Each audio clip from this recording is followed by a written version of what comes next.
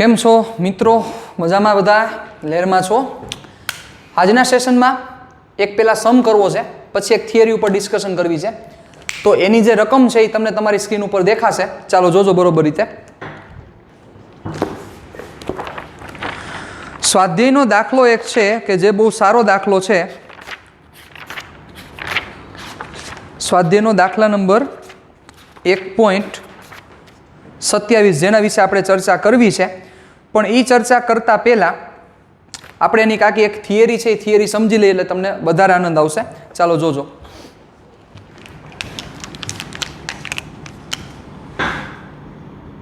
આપણો કોન્સેપ્ટ એવો છે કે અસમાન વિદ્યુત ક્ષેત્રમાં મૂકેલ ડાયપોલ પર લાગતું બળ, અથવા આપણે એમ લખીએ ડાયપોલ પર લાગતું પરિણામી બળ. ઓકે, આના વિશે આજે ચર્ચા કરવી છે આપણે. અસમાન વિદ્યુત ક્ષેત્રમાં મૂકેલ ડાયપોલ પર લાગતું પરિણામી બળ. ચાલો, આપણને ખબર છે કે અસમાન વિદ્યુત ક્ષેત્રમાં મૂકવામાં આવે તો ડાયપોલ પર લાગતું પરિણામી બળ 0 નહીં થાય. પ્રશ્ન હવે એ છે કે કેટલું થશે. આ આપણો એમ છે, આપણે ડિસ્કશન કરવાનો. ધ્યાન રાખજો બરોબર રીતે. સપોઝ આપણે એમ કહીએ કે વિદ્યુત ક્ષેત્ર ડાબી બાજુથી જમણી બાજુ જાય એમ ક્ષેત્ર શું થતું જાય છે? વધતું જાય છે. એટલે આપણે એક બીજી ડિસ્કશનને એ એડ કરીએ કે ધારો કે ડાબી તરફથી જમણી તરફ જતા વિદ્યુત ક્ષેત્ર વધે છે. ઓકે, ધારો કે ડાબી બાજુથી જમણી બાજુ જતા વિદ્યુત ક્ષેત્ર વધે છે. તો એમાં એક ડાયપોલ રહેલી છે. વિચારજો બરોબર રીતે. હું ક્ષેત્ર આ રીતના દોરું છું કે જેથી સમજવું ઈઝી પડે. સમાન નથી મને પણ ખ્યાલ છે, પણ દોરું છું એ રીતના કે લેફ્ટ સાઈડથી રાઈટ સાઈડ જાઓ એમ ક્ષેત્રની કિંમત શું થતી જાય છે? વધતી જાય છે. ચાલો, તો આમાં એક ડાયપોલ રહેલી છે માઇનસ ક્યુ ચાર્જ, અને અહીંયા રહેલો છે પ્લસ ક્યુ ચાર્જ. માઇનસ ક્યુ ચાર્જ અને પ્લસ ક્યુ ચાર્જ. અને આ એનું સેન્ટર પોઈન્ટ થયું, તમે જાણો જ છો. આ જે ડિસ્ટન્સ છે, આ ડિસ્ટન્સને આપણે કહી દઈએ 2a. ચલો હવે સમજો કે આ જગ્યાએ જેટલું ક્ષેત્ર હશે એટલું ક્ષેત્ર અહીંયા નહીં હોય. તમે જાણો છો બરોબર રીતે, કારણ કે અસમાન વિદ્યુત ક્ષેત્ર છે. સમજો બરોબર રીતે. તો અહીંયા ક્ષેત્ર કેટલું થશે? સપોઝ અહીંયા જે ક્ષેત્ર છે એ E1 છે, અને આ જગ્યાએ જે ક્ષેત્ર છે એ E2 છે. તો નેગેટિવ ચાર્જ E1 જેટલું ક્ષેત્ર છે, તો આના ઉપર લાગતું બળ કેટલું થશે? Q into E1. પણ દિશા કઈ થશે? તો કે આ દિશા. અને આના ઉપર આ દિશામાં લાગતું બળ કેટલું થશે? Q into E2. સિમ્પલ છે. હવે આ બે વચ્ચેનો જે આ ગેપ છે, સમજો બરોબર રીતે.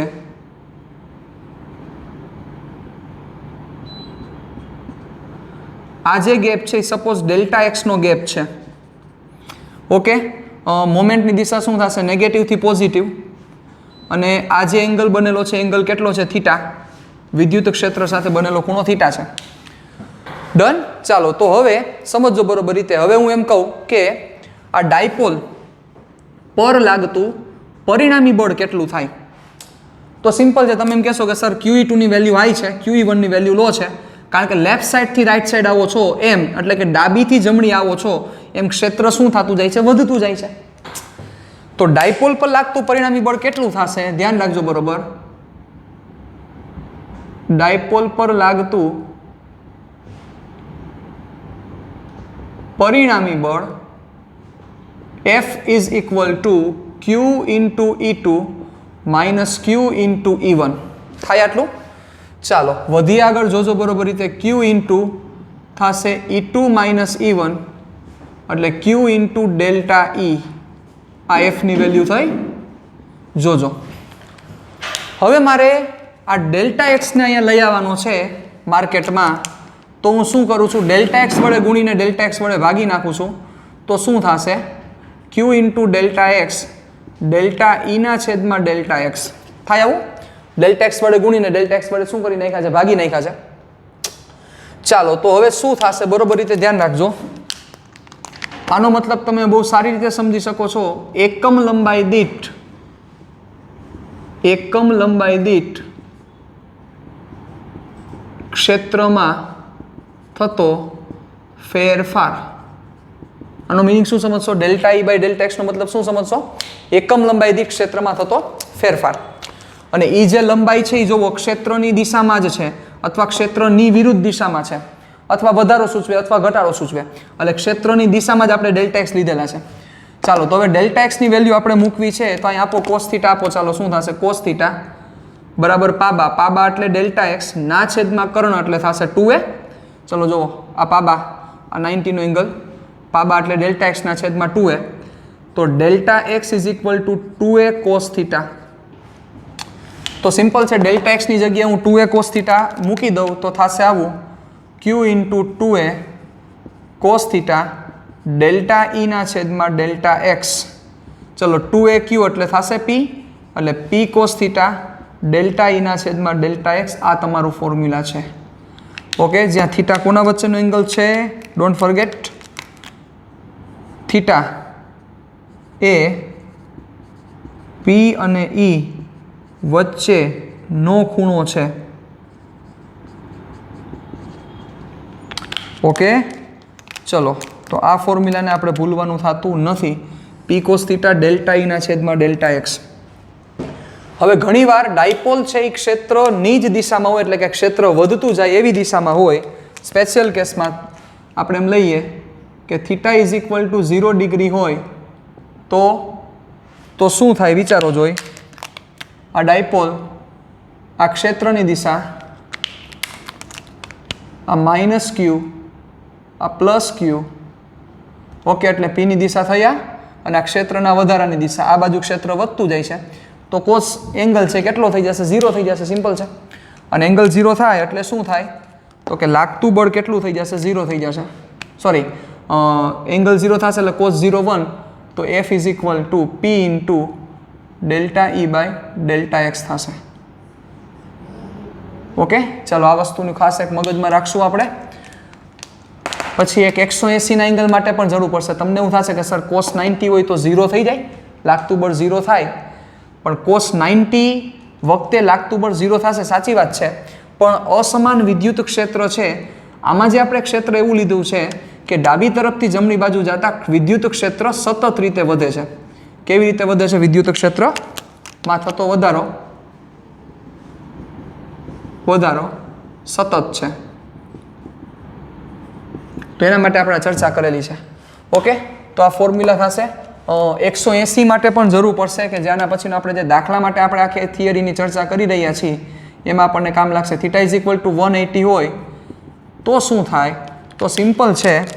f is equal to p cos 180 એટલે -1 થાય. cos 180 -1 ડેલ્ટા ઈના છેદમાં ડેલ્ટા એક્સ. ખબર પડે ને -1 શું કામ થાય?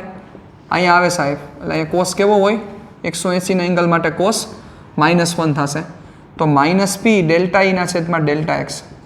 હવે માઇનસ ખાલી દિશા સૂચવે છે, બીજું કાંઈ સૂચવતા નથી. એટલે સપોઝ તમને માઇનસ વાળું યાદ નથી, તમને ખાલી આટલું યાદ છે કે p delta E by delta x અથવા p cos theta delta E by delta x યાદ હોય તો આના ઉપરથી તમે ઇઝીલી પણ કરી શકો. ઓકે પછી તમે દિશા જોઈ લેવાની કે જે બાજુ બળ વધારે હોય એ પ્રમાણે એ બાજુ આગળ વધશે. ક્લિયર? બુકમાં મસ્ત રીતે ટેકવી દો પહેલા. ડન? રેડી? ચાલો વધીએ આગળ. હવે જે આપણે સમ વિશે ચર્ચા કરતા હતા એ જોવો જોઈએ. સમ એટલે તમને પરફેક્ટ ક્લિયર થઈ જશે. તમને તમારી સ્ક્રીન ઉપર હવે દેખાશે. ચાલો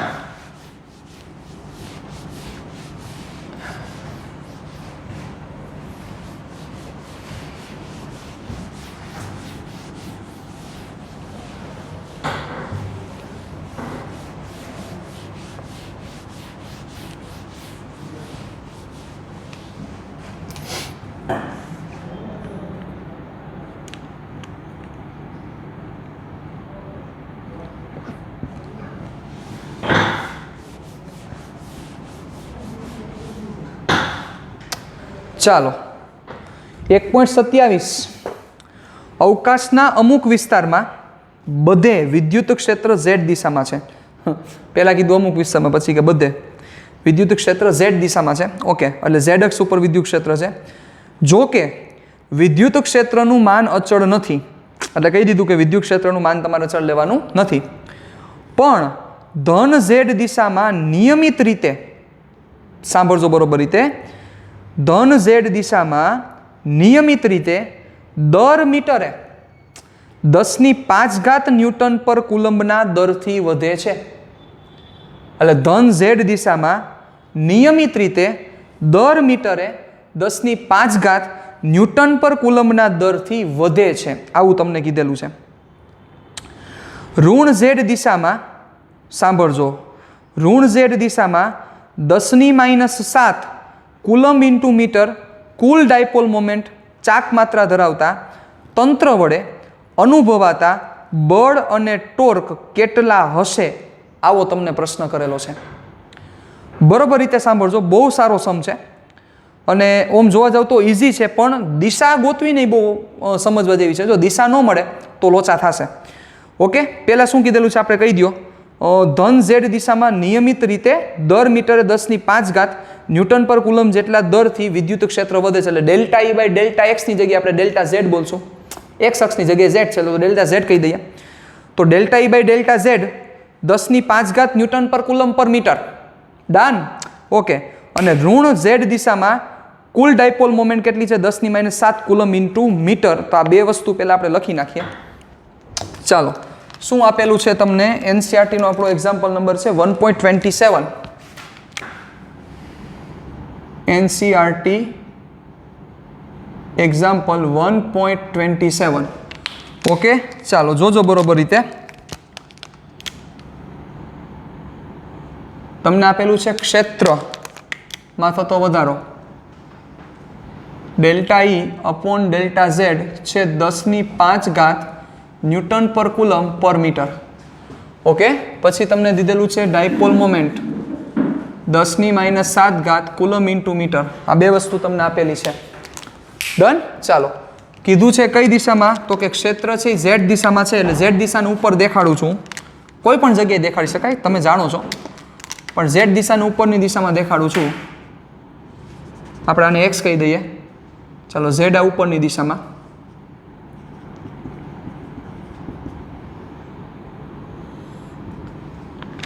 હવે તમારે આ જે 10⁻⁷ કુલમ પર ઇન્ટુ મીટર, હવે જે ક્ષેત્રમાં જે વધારો છે ઉપર તરફ જાવ એમ ક્ષેત્ર વધે છે, કારણ કે કીધું છે ધન ઝેડ દિશામાં ક્ષેત્ર વધે છે. ધન ઝેડ તરફ ક્ષેત્ર વધે છે. ઓકે, હવે મોમેન્ટ કઈ બાજુ છે? ઋણ ઝેડ તરફ છે, એટલે મોમેન્ટ મારે કઈ બાજુ રિપ્રેઝન્ટ કરવી પડશે? સિમ્પલ છે, ડાઉનવર્ડ. તો મોમેન્ટ આ બાજુ છે. ચાલો,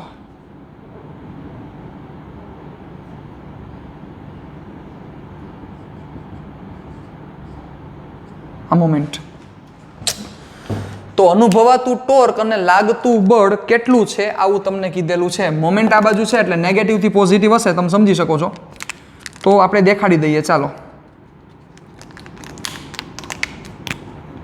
આપણે કાલ્પનિક ડાયપોલ લઈ લઈએ. આ -q અને આ +q, જેથી આપણને સમજવું ઇઝી પડે. ક્લિયર? ચાલો જોજો, નેગેટિવથી પોઝિટિવ, નેગેટિવ ઝેડ દિશામાં છે. કાલ્પનિક ડાયપોલ આપણે લઈ લીધી. તો લાગતું બળ તમારે જોઈએ છે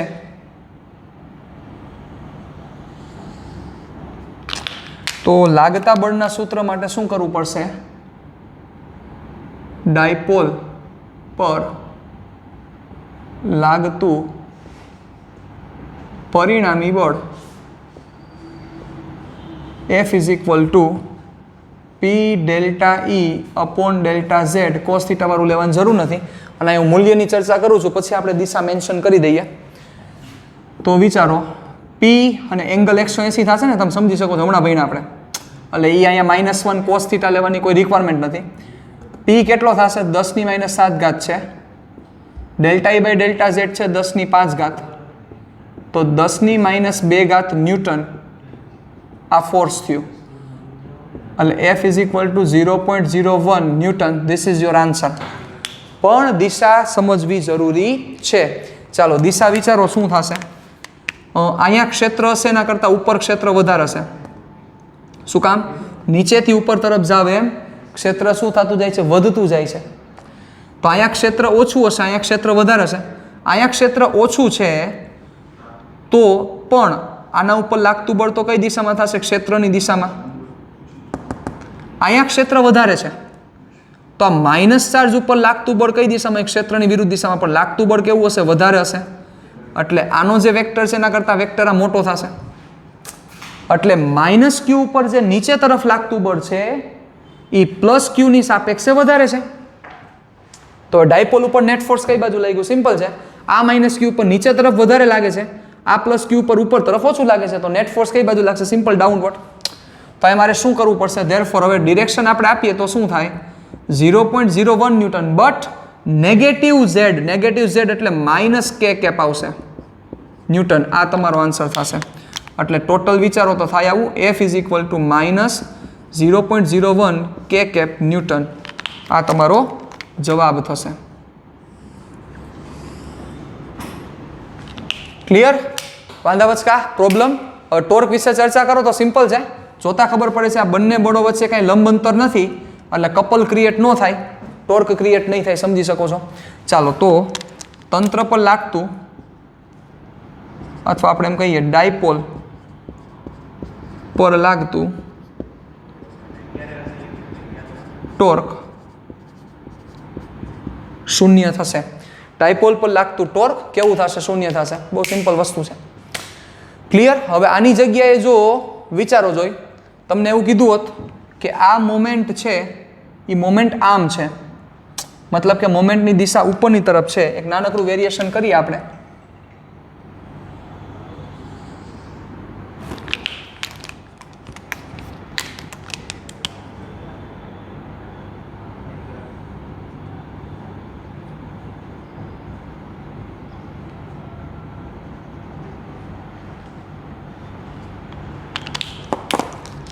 મોમેન્ટ તમને ઉપરની તરફ આપી હોત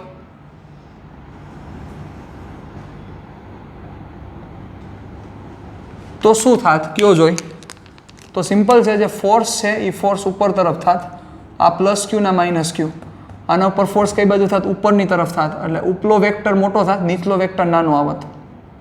કારણ કે નેગેટિવ ચાર્જ ઉપર ફોર્સ કઈ બાજુ લાગે? ક્ષેત્રની વિરુદ્ધ દિશામાં. ક્ષેત્ર આમ છે, ક્ષેત્રની વિરુદ્ધ દિશામાં નેગેટિવ ચાર્જ ઉપર ફોર્સ લાગે, જાણો છો તમે.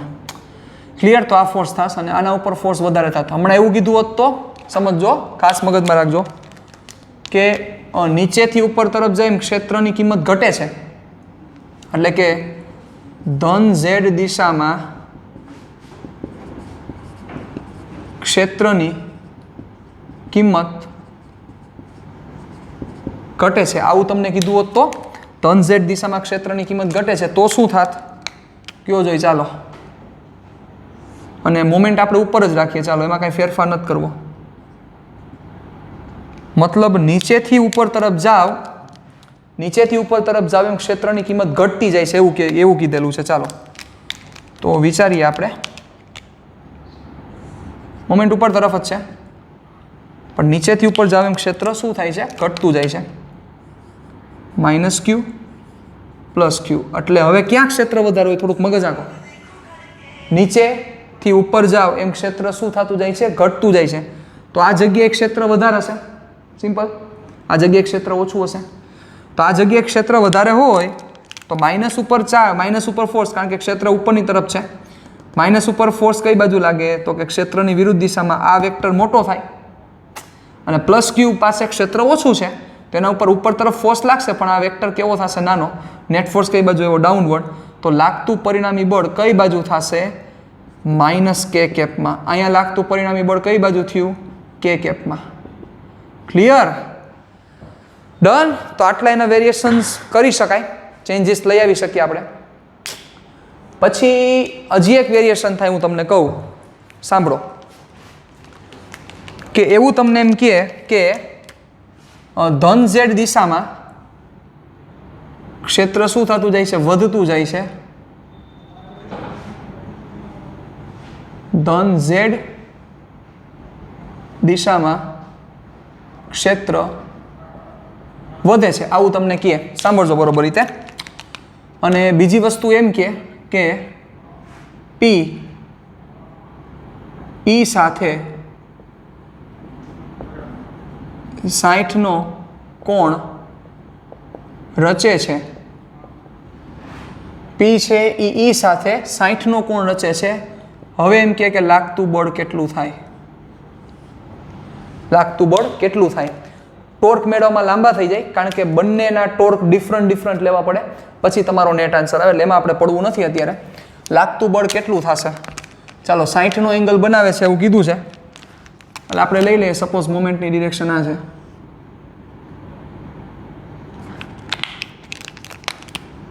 Making angle of theta, theta is equal two 60. Done.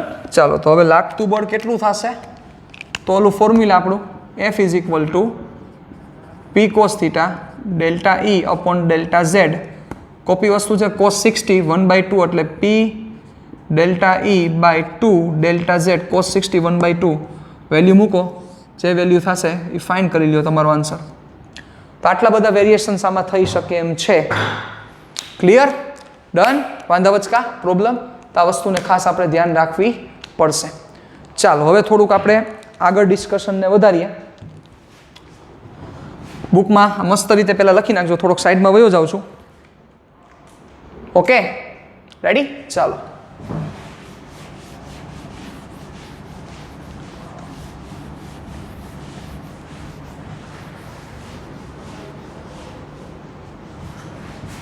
હવે હજી એક ડિસ્કશન કરીએ. આપણે લાસ્ટ સેશનમાં જે સમ કર્યો હતો, જે સમ તમને યાદ છે, બહુ સારો સમ હતો, 4 માર્ક્સ વાળો. યાદ આવ્યો? અનંત લંબાઈના તારને લીધે ઉત્પન્ન થતું ક્ષેત્ર કેટલું થાય, એ ક્ષેત્રનું સૂત્ર આપણે મેળવ્યું 2k લેમ્બડા અપોન r. યાદ કરો. ઓકે, એના વિશે થોડીક હજી ચર્ચા આપણે કરવી છે, એના 1-2 સમની ડિસ્કશન કરવી છે. તો ચાલો ધ્યાન આપજો.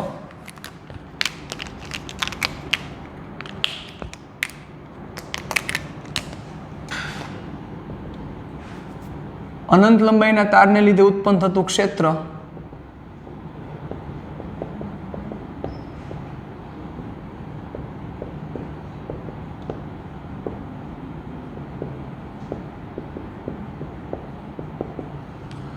અનંત લંબાઈના તારને લીધે ઉત્પન્ન થતું વિદ્યુત ક્ષેત્ર.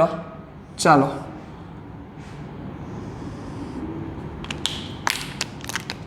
અહીંયા બધે પોઝિટિવ ચાર્જ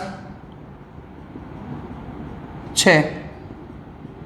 ઓકે, ક્ષેત્ર કઈ બાજુ નીકળશે? બહારની તરફ. યાદ કરી લ્યો.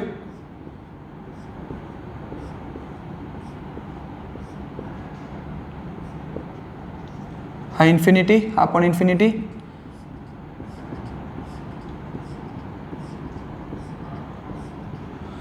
ચાલો શું ફોર્મ્યુલા હતું? ફોર્મ્યુલા કંઈક આવું હતું, E is equal two 2k lambda upon r. હવે આ ફોર્મ્યુલામાં 2-3 વસ્તુ સમજવાની છે, મારે તમને કહેવાની છે, હું કહી દઉં અત્યારે, એટલે પછી પાછું ગોસના નિયમમાં આવે ત્યારે આપણે માથાકૂટ ન મળે. જુઓ અહીંયા જે E છે એ જુઓ પ્રપોઝનલ ટુ 1/r છે, મતલબ વિદ્યુત ક્ષેત્ર r ના વ્યસ્ત પ્રમાણમાં છે. બિંદુવત વિદ્યુતભારની સાથે એની કમ્પેરિઝન કરવામાં આવે તો બિંદુવત વિદ્યુતભારનું ક્ષેત્ર હતું બેટા 1/r². યાદ આવ્યું? બિંદુવત વિદ્યુતભાર ને લીધે ઉત્પન્ન થતું જે વિદ્યુત ક્ષેત્ર હતું, જો તમને યાદ હોય બિંદુવત વિદ્યુતભારને લીધે ઉત્પન્ન થતું વિદ્યુત ક્ષેત્ર હતું, એ હતું E proportional to 1/r². આવું હતું, યાદ કરો. પણ અહીંયા છે 1/r, એટલે આનો જો ગ્રાફ ડ્રો કરવામાં આવે, કેના વિરુદ્ધ કેનો? E વિરુદ્ધ r નો. E વિરુદ્ધ r નો જો હું ગ્રાફ ડ્રો કરું તો વધારે આપણને ખ્યાલ આવે. આ E વર્સિસ r, તો આ 1/r² છે. 1/r² નો મતલબ એવો થાય કે એનો ડીકે વધારે છે. ડીકે એટલે ઘટાડો, ઝડપથી ઘટે, એટલે એનો ગ્રાફ છે એનો ઘટાડો આવો થાય. પણ 1/r², 1/r² નો ઘટાડો આપણે આવો દેખાડ્યો છે, પણ 1/r નો ઘટાડો કેવો થશે? એના કરતાં ઓછો થાય, એટલે એનો ગ્રાફ કંઈક આવો થાય. એટલે ઘટાડો તો થાય જ, આમાં પણ ઘટાડો થાય, આમાં પણ ઘટાડો થાય, પણ આ સ્ક્વેરથી ઘટે છે, એટલે આનો ઘટાડો ઝડપથી થાય, એટલે આ ઝડપથી ઘટે, અને ઓલો 1/r પ્રમાણે ઘટે છે, એટલે એનો ઘટાડો કેવો થાય? ઘટે જ, પણ કેવો ઘટાડો થાય? ઓછો ઘટાડો થાય. એટલે આ થયું 1/r પ્રમાણે, એટલે E proportional to 1/r. અને આ જે ઘટાડો થયો, આ ઘટાડો 1/r² મુજબ થયો. કેના મુજબ થયો? 1/r² મુજબ. ક્લિયર? ડન? વાંધાવચકા પ્રોબ્લેમ? આ વસ્તુ એક ખાસ મગજમાં રાખજો. અને બીજી વસ્તુ, અત્યાર સુધી આપણે મોટા ભાગે એવું મગજમાં રાખ્યું છે કે E proportional to ખાલી 1/r² જ હોય. એવું નથી. ડાયપોલ યાદ કરો, ડાયપોલનું ક્ષેત્ર 1/r³ ના સમપ્રમાણમાં હતું. યાદ કરો, ડાયપોલનું વિદ્યુત ક્ષેત્ર 1/r³. એમ અહીંયા શું આવ્યું તો કે 1/r. એટલે ગોખવાનું નહીં, ટૂંકમાં મારો કહેવાનો મતલબ એ છે. હજી એક જગ્યા આવશે કે ત્યાં વિદ્યુત ક્ષેત્ર અચળ આવશે, કે જે આર ઉપર આધારિત જ નથી, એ પણ આવશે. તો ત્યારે ગોખશો તો પ્રશ્ન થશે. ઓકે, એટલે ગોખવાનું ક્યાંય છે નહીં. ચાલો, હવે આપણે જે ચર્ચા કરવી છે એ ચર્ચા કરીએ આપણે. નીટ 2019માં આ ટાઈપનો પ્રશ્ન પૂછાઈ ગયેલો હતો કે એમાં એને બે સળિયા પેરેલલ રાખેલા છે, બે પેરેલલ સળિયા રાખેલા છે અનંત લંબાઈના. નીટ 2019માં પૂછાયેલો પ્રશ્ન.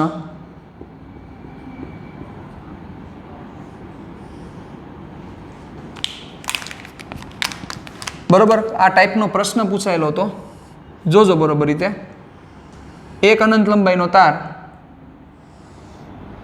બીજો અનંત લંબાઈનો તાર,